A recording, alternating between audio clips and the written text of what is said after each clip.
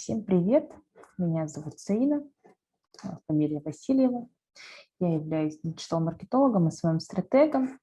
И у меня есть профильное образование по маркетингу, но оно не по диджитал, конечно, но по общему маркетингу и стратегическому маркетингу.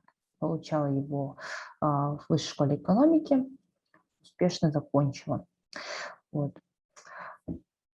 Сейчас специализируюсь больше в диджитал и SMM, так как работала в компании 20 век Фокус именно по диджитал продвижению. Что это значит? Это продвижение через онлайн-каналы. Например, SMM тоже, кстати, туда входит. Различные баннеры, закупки различных рекламных мест на площадках, на блогах, например, или на других сайтах, также YouTube, Twitch и тому прочее. Все, что у нас в интернете крутится, вот там мы и размещали рекламу. Так, и SMM. В SMM я начала с инфлюенсер-маркетинга, когда работала до Фокса. Я работала в диджитал-агентстве в Москве и занималась продвижением у блогеров. И также после этого, и после работы в Фоксе, работала SMM-менеджером, SMM-стратегом для аккаунтов в Инстаграм. Сейчас, на данный момент, работаю менеджером-маркетологом в школе глобального бизнеса. Это новый проект, новая бизнес-школа, по которой я расскажу на последних минутах, когда мы останемся после нашей презентации. Читаю ваш ответ. Роза Баишева. Образовательная платформа, запускаем марафон трудоустройства профориентации. Ой, классная тема, обожаю. Обожаю все, что связано с профориентацией. Сама проходила по 100 раз. Вот, это прям классная тема, люблю. Дальше. Я психолог. Интересует, как продвигать свои услуги. Моя тема – самореализация женщин. Угу. Интересная штучка. Но так как мы сегодня собрались по маркетингу в продажах, да, мы больше коснемся общий маркетинг. И потом, когда будет уже этап с воронкой, там по воронке привела такие самые простые рабочие инструменты, рабочие схемы 2021 года, которые вот точно будут работать, если у вас есть, там, не знаю, хотя бы от 1000 рублей в кармане, чтобы для продвижения. Поехали. Давайте обсудим. Я люблю различные такие вопросики и игры, поэтому буду рада, если вы будете отвечать тоже в чате или же включать микрофон. Хорошо, что мы сегодня в Zoom. В Zoom можно общаться прям face-to-face, это прям шикарно. Так, как вы думаете, что является самым важным для бизнеса в 2021 году? Вот самое важное, что крутится в голове? Пишите или прямо включайте микрофон, обсудим.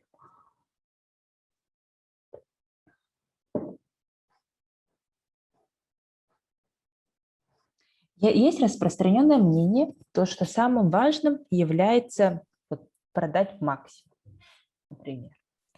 Скорее работа в условиях неопределенности. О, супер. Черные лебеди наши любимые, да? Всякие ковиды, талибаны, то, что мы сейчас видим творится в мире. Если случится апокалипсис, что станет нашими услугами? Шикарно. И теперь встречный вопрос. Например, если у нас есть неопределенности, их очень много, какие инструменты нам помогают не то чтобы предвидеть, да, но хоть как-то понять вероятность того, что какая-то штука наступит? Маркетинг. Да, вот маркетинговый анализ. Вообще любые анализы. Все экономические анализы тут нам подойдут, но для предпринимателей незачем рыться в экономических, макроэкономических штучках. Они не очень веселые и такие, ну, неприменимые прямо к нашей жизни, то, что мы сейчас можем сделать. Нам очень хорошо подходят маркетинговые исследования. Это правильно. И вообще в целом маркетинг – это вообще шикарная штука. Кстати, я тут пишу сразу исследование. Это очень важно. И давайте посмотрим, чем отличается маркетинг от продаж. Многие думают, что маркетинг – это и есть продажи. На самом деле нет. Меня убивает, например, когда начинают с СММщика спрашивать продажи, хотя это не его профиль. Ну, то есть он не живет в измерении, где нужно показывать и перформить продажи. Продажи делает sales менеджер. Вот он конкретно простраивает стратегию именно продаж. Как договариваться, что делать и тому прочее. Тут вы можете видеть пункты. Так, давайте я выключу микрофон на время.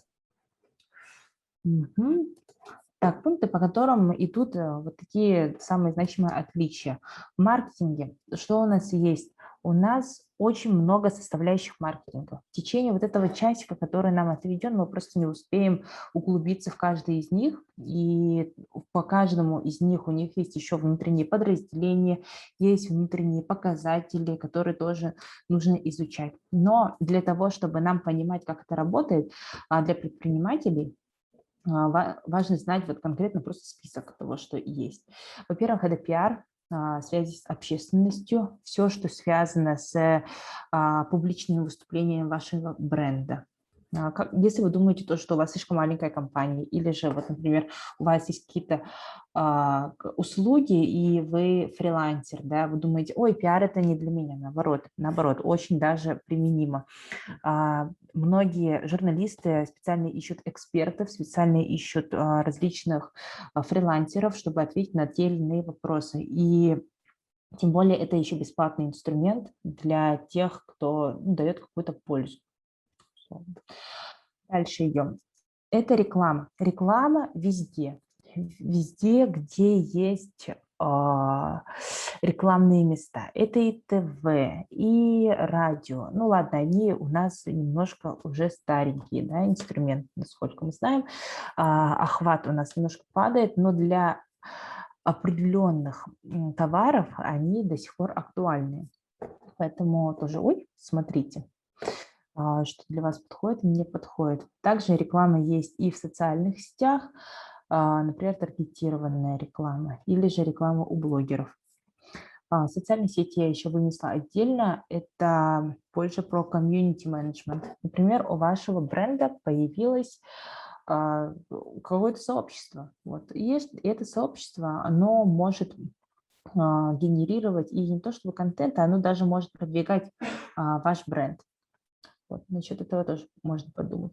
Дальше партнерство, вирусный маркетинг. Вирусный маркетинг, он очень тесно связан с пиар, но тут есть определенные технологии, по которым какой-то продукт может выстрелить. Например, попыт.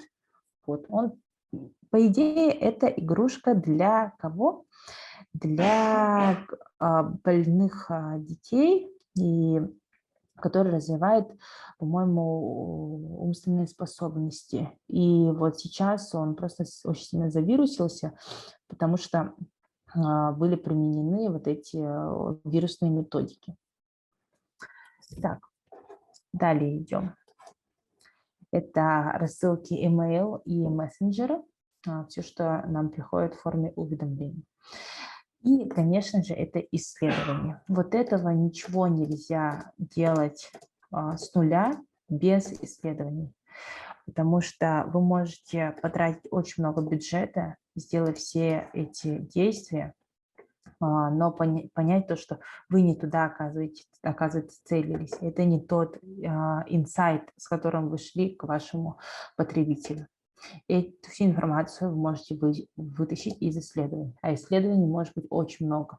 Например, не то, что, например, существует два типа исследований: качественные и количественные исследования. Качественные исследования – это когда мы общаемся с представителем вашего потребителя face-to-face в форме интервью, в форме фокус-группы, в форме, там, не знаю, какого-то эксперимента тоже. А если количественные, то это опросы. В принципе, опросы могут быть и в Инстаграме. Сейчас у нас прекрасный есть инструмент, который позволяет нам очень быстро делать опросы. Дальше идем. Продажи. Что это такое? Это встречи, презентации, мероприятия, вебинары, презентации, прямые эфиры, выставки, выкладка в ритейле и прямые продажи, когда мы идем к человеку и конкретно уже с целью продать. Вот. В этом есть отличие. И очень важно понимать то, что продажи, вот хорошо, когда делается продажи после маркетинга, когда уже маркетинг проработан, есть уже вот эти все пункты, идет реклама и так далее, тогда продажи идут легче, потому что человек уже знает, что это за бренд. Но может ли существовать бизнес без маркетинга, используя только продажи? Как вы думаете? Давайте обсудим. Пишите в чатик.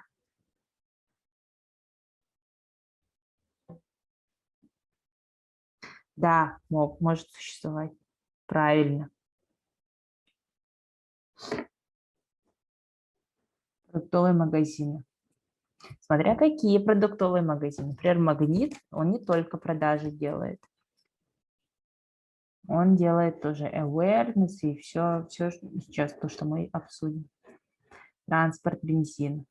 Ну вот у них тоже более сложная схема. Тут, скорее всего, отношение B2B, транспорт и бензин.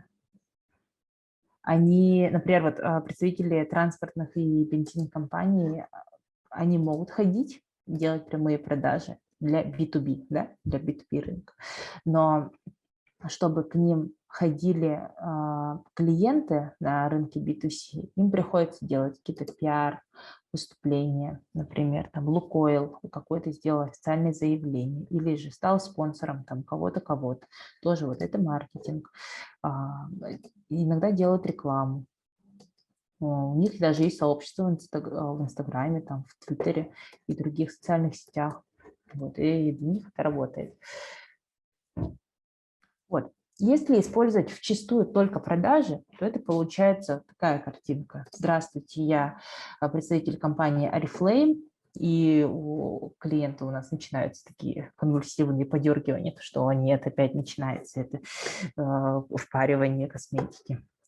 И вот эти холодные звонки, особенно когда мошенники из Сбербанка звонят. Да, здравствуйте, это, как говорят, это служба безопасности Сбербанка, у вас там случилось вот в таком духе.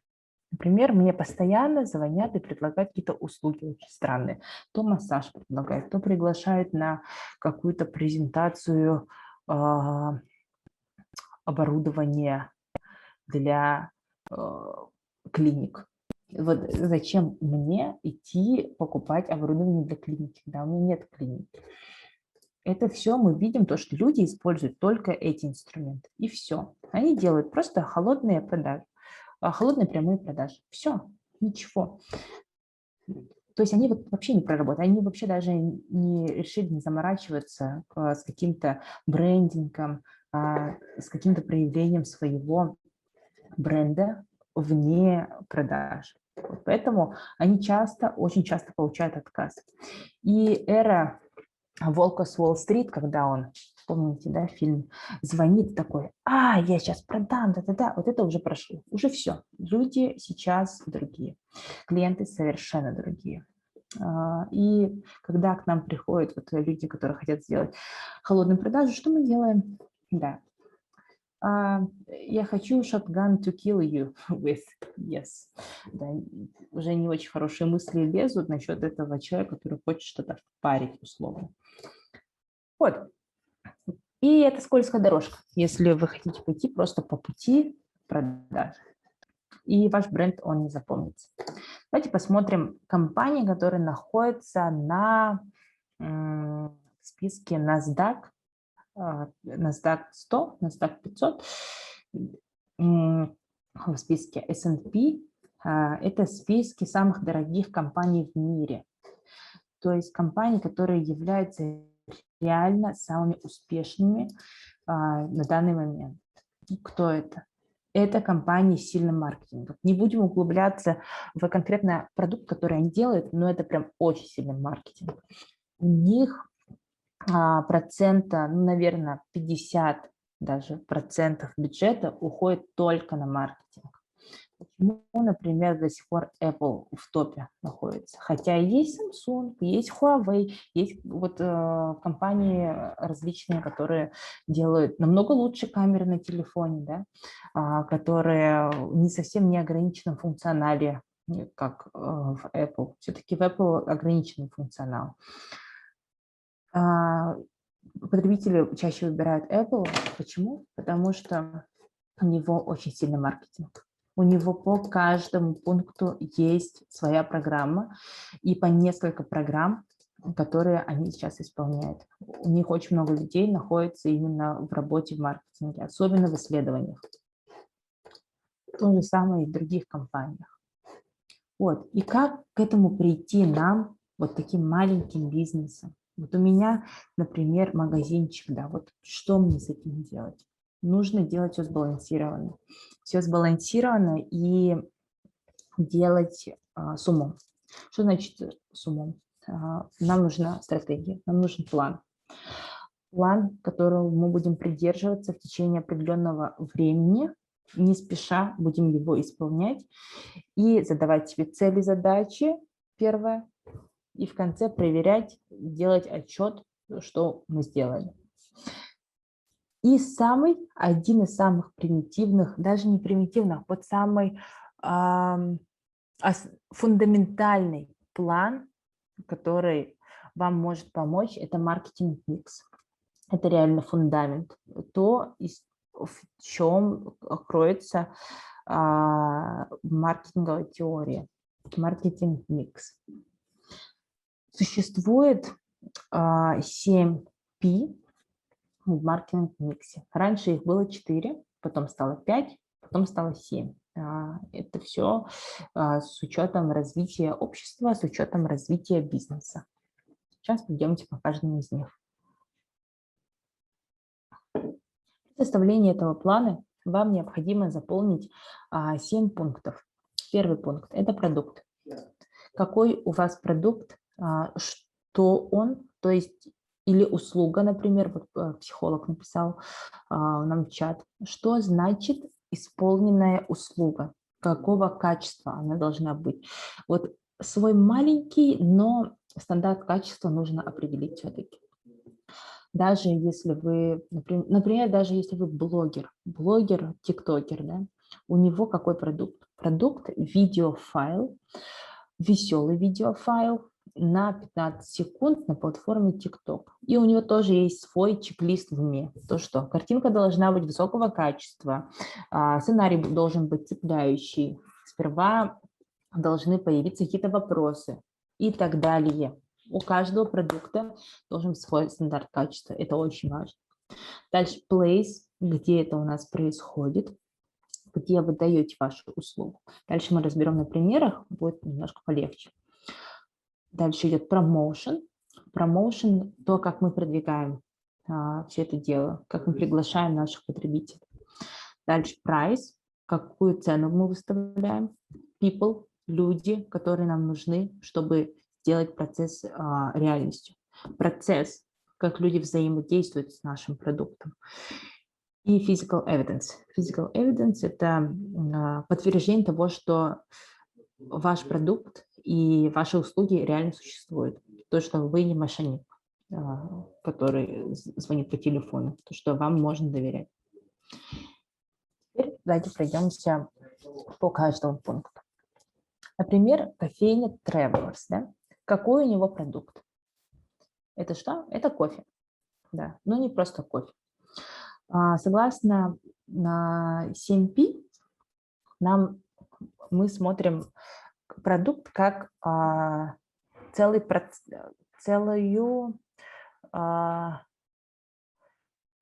сказать, так, симфонию, можно сказать, да, симфонию вещей, которые символизируют то, что это у нас наш продукт. Первое – это символика бренда, имя, логотип, верный стиль. Вот, Travelers есть, да, вот есть у их компас, логотип такой красивый тоже с землей. Он у них даже что-то значит, он у них значит, там, не знаю, кофе для путешественников. Вот есть свои фирменные цвета: красный, бежевый, зеленый, желтый. Дальше идет функционал продукта. Какие функции несет продукт? Если мы переведем на плоскость кофе, например, функционально может быть то, что какие-то вкусовые характеристики могут быть то, что вот кофе заряжает, не заряжает, еще какие-то функции. Вы сами для себя определяете эти функции. Необходимый уровень качества продукта. Чек-лист, по которому вы проверяете, продукт соответствует качеству, которое вы заявляете, или не соответствует. Например, у каждой компании есть вот свой гайдлайн. Например, Fox, когда мы работали, у нас был гайдлайн по офлайн мероприятиям. То есть если мы делаем какое-то мероприятие, то оно должно быть определенного уровня качества. Вот, и там очень все хорошо описывается. Я вижу вопрос в чате. Компания «Привычка». Угу. Так, компания «Привычка». Я немножко не поняла. Можете, пожалуйста, более подробно описать, что вы хотели сказать? Мы пойдем дальше. Дальше очень важно, как внешне выглядит ваш продукт. Например, стаканчик, как он выглядит, да? Вот какая упаковка, как одеты баристы в кофейне. И описывать ценность продукта кофе. Да. Так и есть, так и есть. Привычка. И выпить кофе в компании тоже может быть. Дальше идет ассортимент. Вот у них вот такой довольно широкий ассортимент их продукции. Ну, конечно, я не брала все меню, у них очень большое меню, я взяла только по кофе. И поддержка, уровень сервиса. То, как должны общаться сотрудники. Вот есть сотрудники и как они общаются. Также уровень сервиса может быть онлайн, например, в приложениях каких-то, да, вот. Если там что-то случилось, чтобы деньги вернулись сразу же, а не зависли где-то, или был кэшбэк какой-то немедленный. Дальше идет place.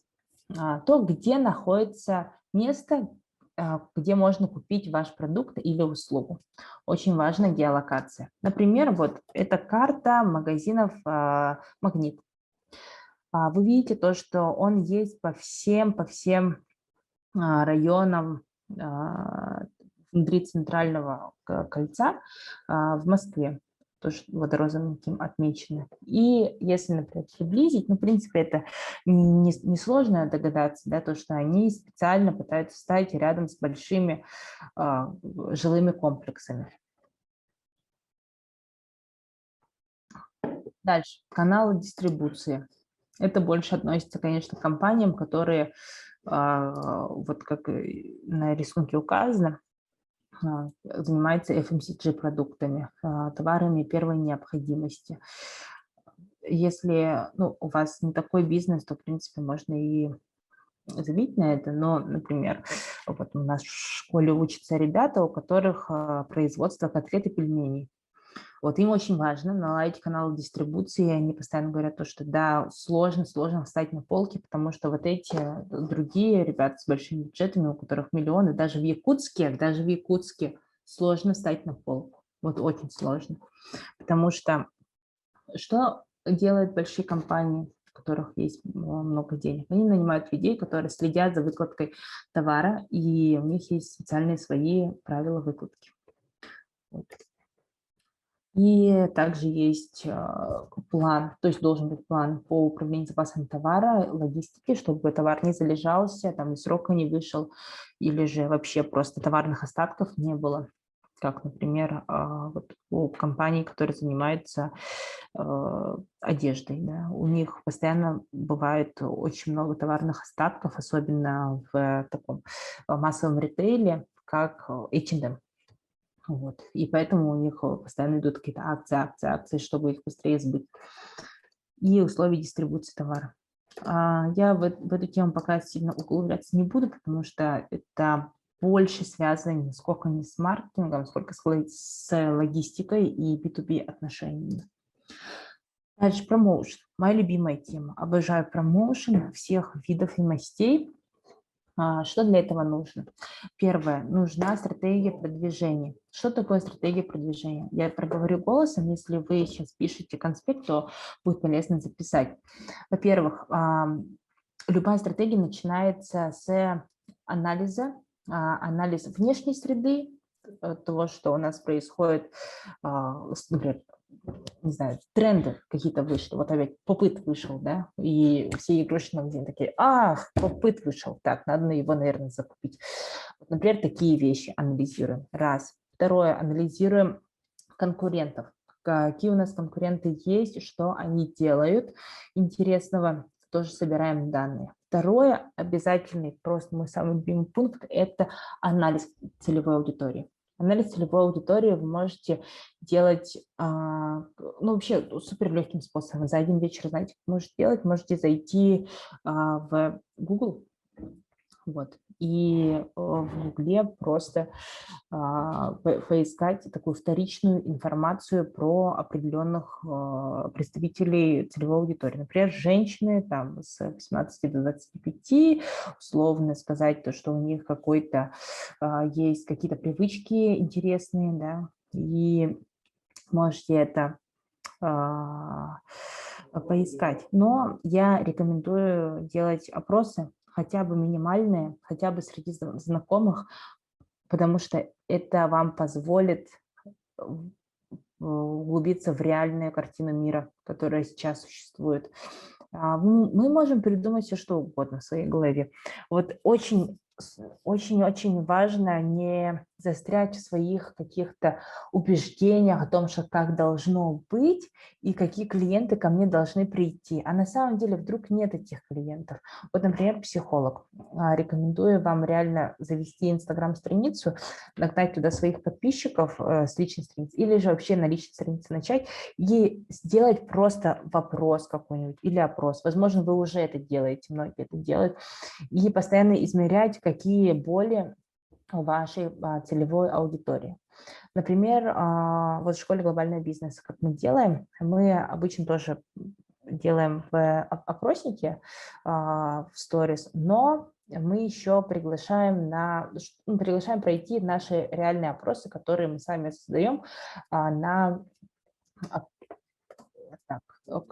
например, в Google формах, или же есть прекрасный сервис survey.com, вот, он может вам понадобиться, очень хороший сервис тоже, попробуйте его, он позволяет глубже анализировать ваши опросники. Вот если человек там хотя бы 100-200 ответил, то это вполне подходит для вашей работы. Но также вы можете сделать какие-то открытые опросники, чтобы собрать просто инсайты.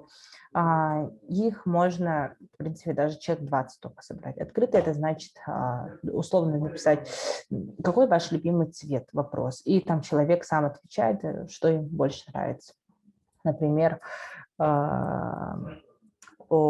если у вас косметический магазин, да, можно спросить, какими уходовыми средствами вы пользуетесь, открытый вопрос. И там уже человек сам заполняет, и это вам даст очень много информации, прямо очень важной информации, которую вы будете использовать при продажах и при выстраивании вашей стратегии продвижения.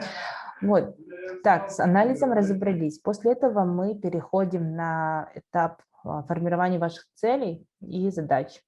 Вот цели обязательно у вас должны быть определенными. Они не должны звучать так. Я хочу продать все свои товары. Это не цель, это что-то абстрактное и непонятное. Вам нужно конкретно посчитать, сколько у вас товаров, и описать то, что, окей, мне нужно привлечь 10 тысяч человек, чтобы продать 100 своих товаров. Вот так уже более предметно звучит. После этого разбиваете на задачи. Задачи при продвижении должны касаться только продвижения. Что такое продвижение? Это продвижение в социальных сетях, да, продвижение через листовки, через баннеры, через YouTube, через вообще все каналы, которые существуют. В принципе, это сделать вообще несложно. Просто вот нужно реально посидеть и посвятить время этому плану. И в конце вы описываете KPI, как вы будете оценивать эффективность вашей стратегии. Для продвижения советую использовать данные по охвату и по переходам, по кликам, чтобы понимать то, что вот, окей, я охватил 10 тысяч человек, перешли на мой сайт 1000 человек. Потом уже на сайте ты смотришь. Так, внутри сайта они, получается, прошли до оплаты только 10 человек. Видимо, что-то надо делать с сайтом. Пишу вопросик. Здравствуйте, в YouTube будет запись вебинара? Да, будет запись вебинара. Загрузить, скорее всего, в субботу. Да. Так, дальше. Как вы написали стратегию продвижения, вам нужно определить свой маркетинговый бюджет. Он может быть разным. Не пугайтесь этого слова. Это не значит, что сразу нужно выкладывать 1 000 000 рублей. Да? Мы с вами живем в маленьком городе. И зачастую бюджета, например, 10 или 20 тысяч вот так вот хватает для маленького какого-то бизнеса. Прямо еще, вот, чтобы распродать все товары. Главное, правильно их использовать. Дальше. Определяем свою целевую аудиторию. Вот то, что мы на этапе анализа вывели, на этапе анализа внутри стратегии продвижения, тут нужно определить ее отдельно. Ну, вообще отдельно создайте себе файл с описанием своей целевой аудитории. В интернете есть куча методов оценки своей целевой аудитории. Они тоже несложные. Все начинается с опроса. Вот просто попробуйте сделать опрос на самом минимуме. Если, там, не знаю, вы найдете какую-то информацию, где прям пишется, вот, нужно прям 1 000 000 рублей на исследование, фигня это все, фигня это все. Самостоятельно попробуйте просто сделать какой-то опросник, хотя бы в Инстаграм, тогда это уже даст вам какое-то видение вашей целевой аудитории.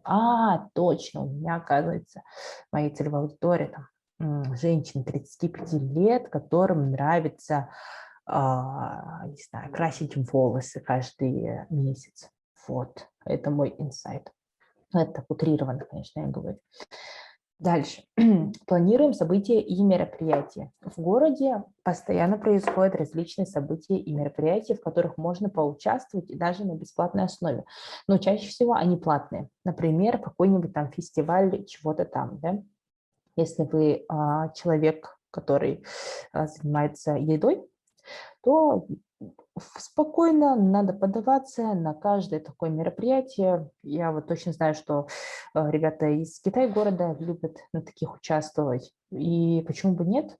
Каждый может там как-то показать себя.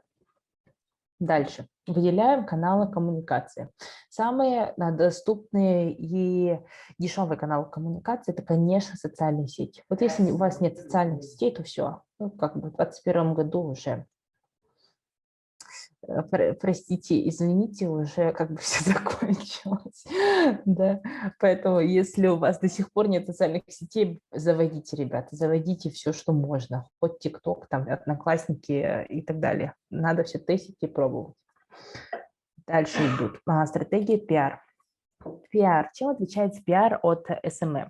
СММ – это когда мы ведем страничку в Инстаграме или ВКонтакте, вообще неважно где, и постоянно наполняем своим контентом.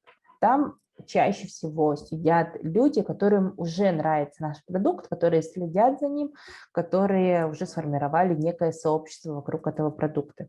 А пиар – это когда мы выходим общаться с совершенно холодной аудиторией, которая ни сном, ни духом про наш продукт. Поэтому, когда вы планируете выходить какие-то в пиарные истории, то очень важно выбрать правильные медиаплощадки. У нас это самая большая медиаплощадка, это, конечно, Яктеру. Вот. И когда вы будете общаться с журналистами, вам нужно как-то, как сказать, запланировать, как вы будете общаться и давать свой материал про свой продукт. Для этого нужно написать пресс-релиз, во-первых. Это такая краткая справка, о чем вы хотите написать. Например, вы условно продаете, не знаю, вы пекарня, да, и у вас появились вообще классные какие-то профитроли, которые вот только знаю, в Англии продаются, и они впервые появились в Якутске, и вы прям пишете красивым языком. Впервые в Якутске, профитроли английского качества, но главное, нужно написать как-то интересно, то есть нужен сторителлинг, не просто реклама. Если будет реклама, то журналист сразу забракует ваш материал, и ничего не выйдет. Вы можете написать о своем путешествии как предпринимателя в Англию, и как вам понравились эти профитроли, и как вы там ездили, учились. Вот это вот уже будет что-то интересное, что-то погружающее, и тогда человек левый, совершенно левый человек, который не знает о вашей пекарне, прочитает эту статью, вдохновится тем, что вы вот съездили и реально прошли обучение там, у английских пекарей и привезли это в Якутск, и тогда, да, тогда уже будет иметь хороший охват и хорошие показатели, медиапоказатели по этой статье. Дальше, если уж мы затронули тему медиа, также есть еще медиастратегия. Что такое медиастратегия? Это размещение в различных медиаканалах. В принципе, вы можете объединить вот стратегию продвижения и медиастратегию, можно просто внутри ее положить, вот эту маленькую часть. Она такая больше, как сказать, она похожа на таблицу. Вот. Это просто таблица с показателями, которые вы планируете получить при размещении на различных каналах. Да? Какие это могут быть каналы?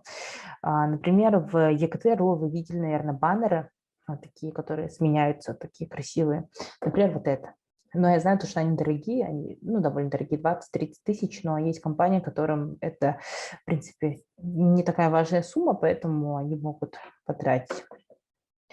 Вот, например, закупка таких баннеров. Также есть баннеры, которые можно разместить внутри Google и Яндекса через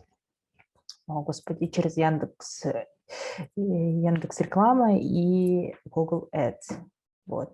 Также можно запустить таргетинг через Instagram, TikTok, YouTube, через все медиаканалы, которые тоже вам доступны. Но это все зависит, конечно, от бюджета, который вы выделили.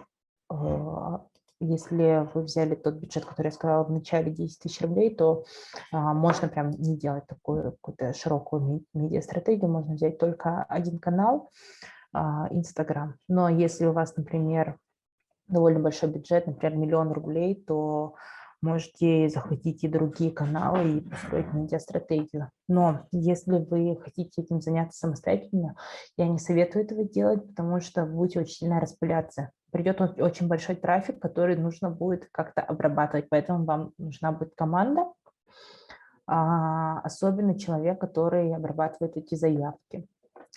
Вот. Если интересно, можем в конце обсудить о том, как построить такую команду. Дальше. Промо-мероприятия и акции. Это уже такое, то, что нам всем известно.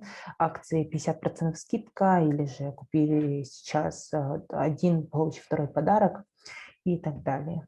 Заранее тоже нужно прописывать. И, кстати, уже вам советую начать планировать Черную пятницу, потому что она уже запланирована на 11 ноября.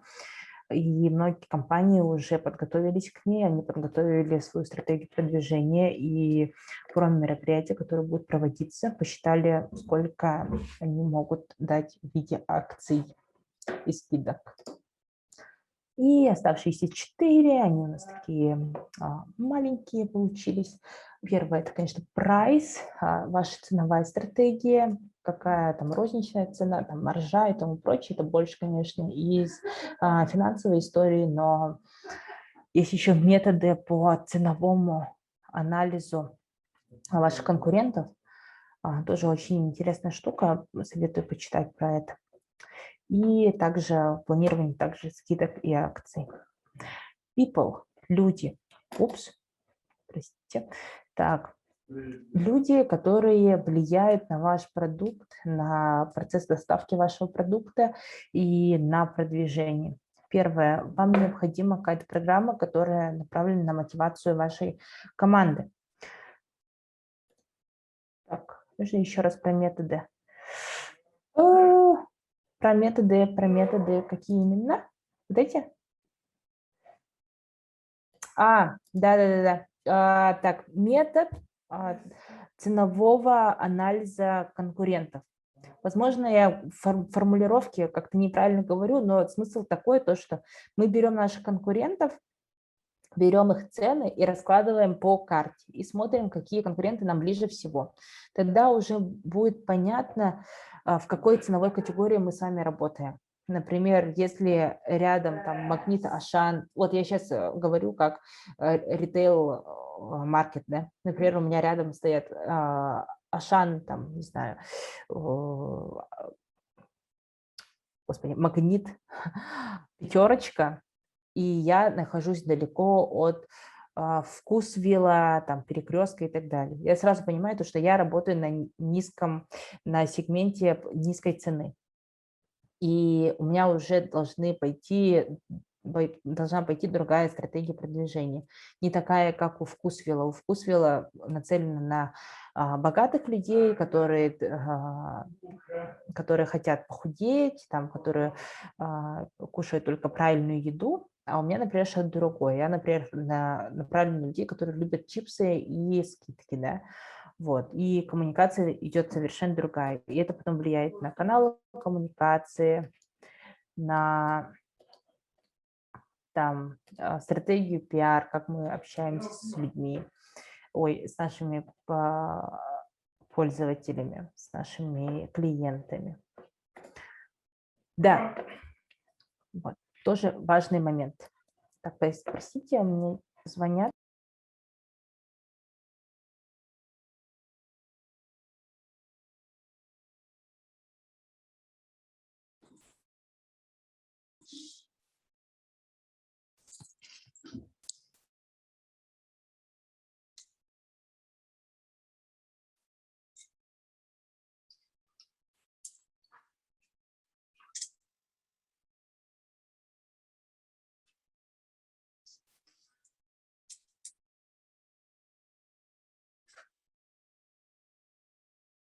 Так, ответила на звонок, спасибо.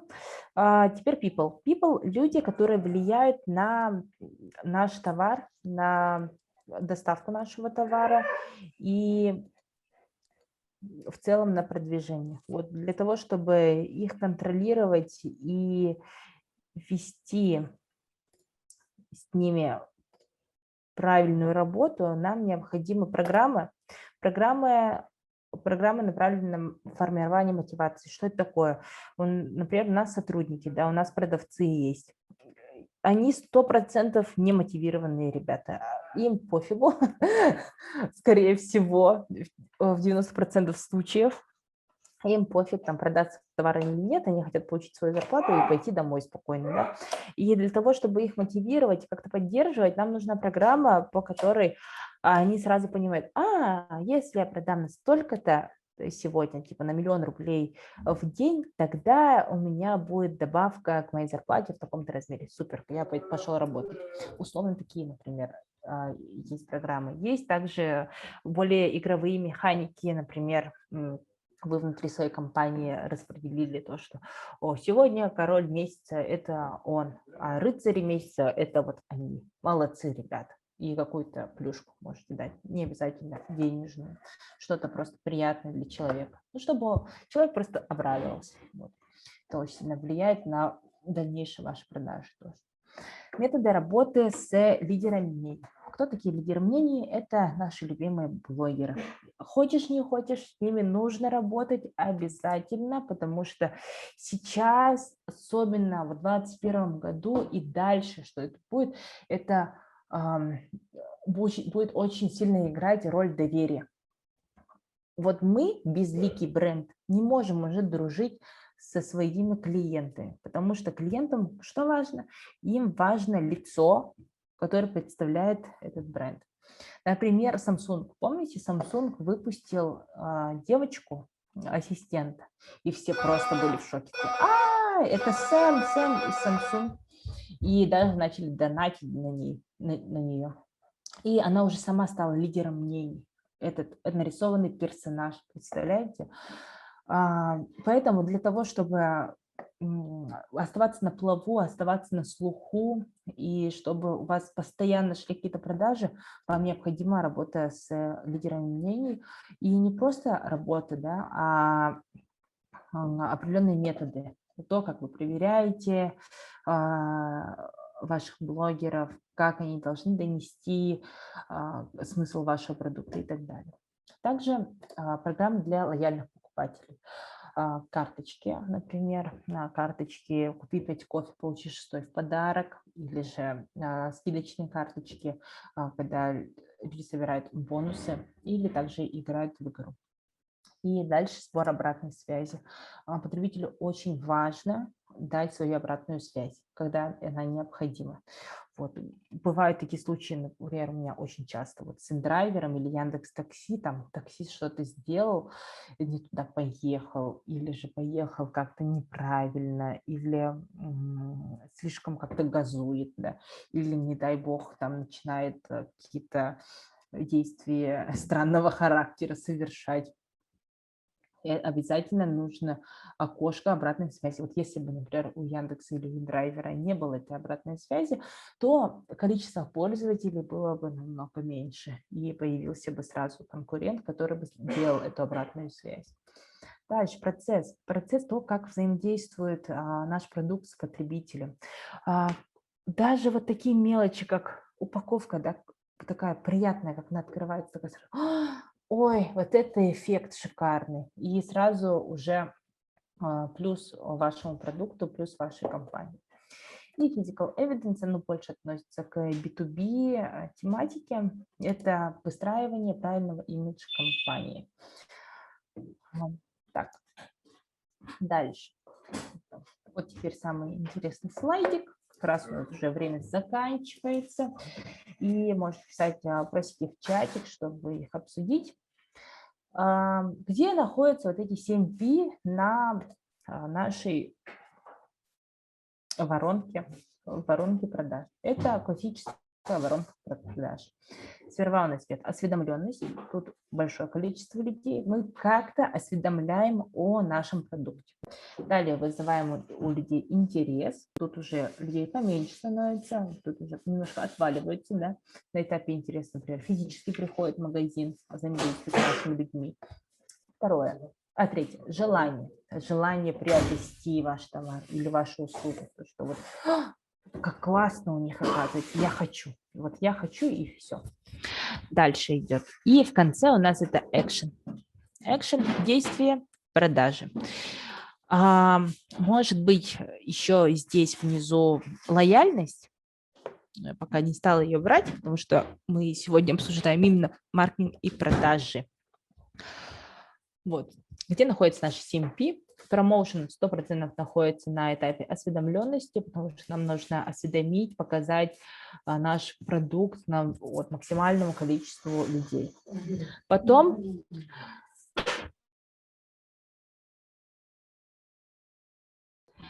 потом у нас идет интерес. На этапе интереса человек уже физически взаимодействует с вашим продуктом. Если у вас есть магазин, например, физический, да, куда может прийти, он пришел, посмотрел, там, убедился в том, что он реально существует, там, пообщался с вашими консультантами. Если у вас только онлайн-бизнес, то он зашел на вашу страницу в Инстаграм или же зашел на ваш сайт, начал ознакомиться с вашими товарами. И когда он уже ознакомливается, он уже находится в процессе, возникает желание, вот эта вот вспышка, то что, ой, классный продукт, я хочу взять. И тут уже входит в игру ваш продукт сам, место, где это находится. Так, место даже он у нас здесь, вот, на 2 он играет. И цена. Цена очень сильно влияет потом на продажу. Например, цена такая, то, что как ожидал ваш потребитель, или какое-то ограниченное предложение, он сразу загорится и купит его. И потом в конце, когда он уже купил, происходит процесс взаимодействия с вашим товаром и услугой. Потом это влияет на лояльность. Давайте я сюда вставлю лояльность быстренько. Лояльность.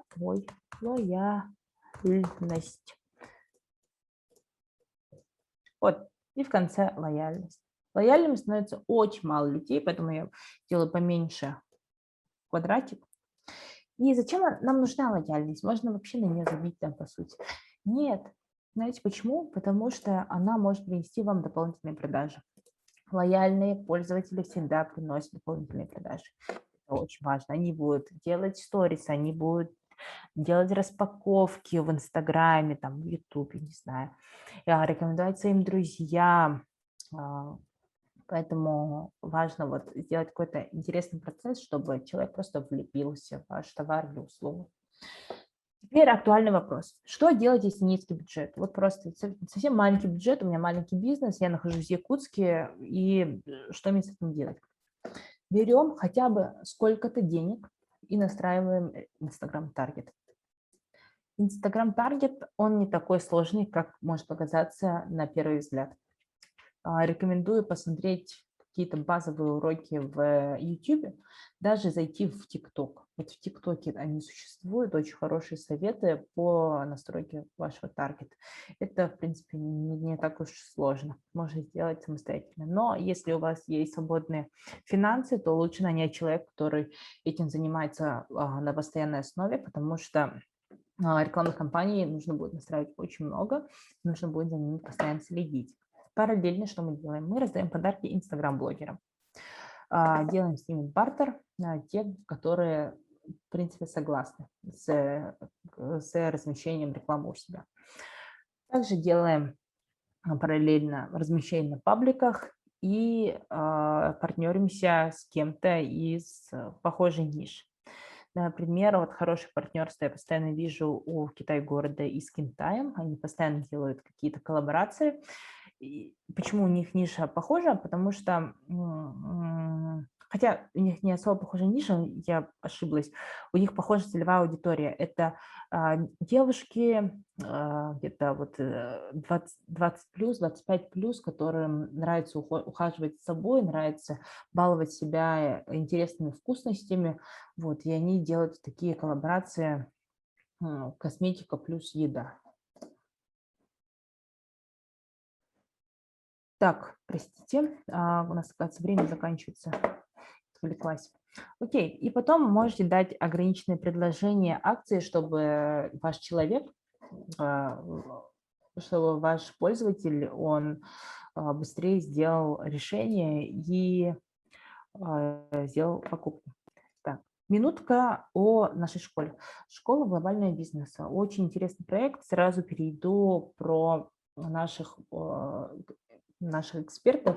Наши эксперты, короче, топовые маркетологи России. Они работают с огромными компаниями, таких как Coca-Cola, там, Tele2, Avon, Heineken, Wargaming.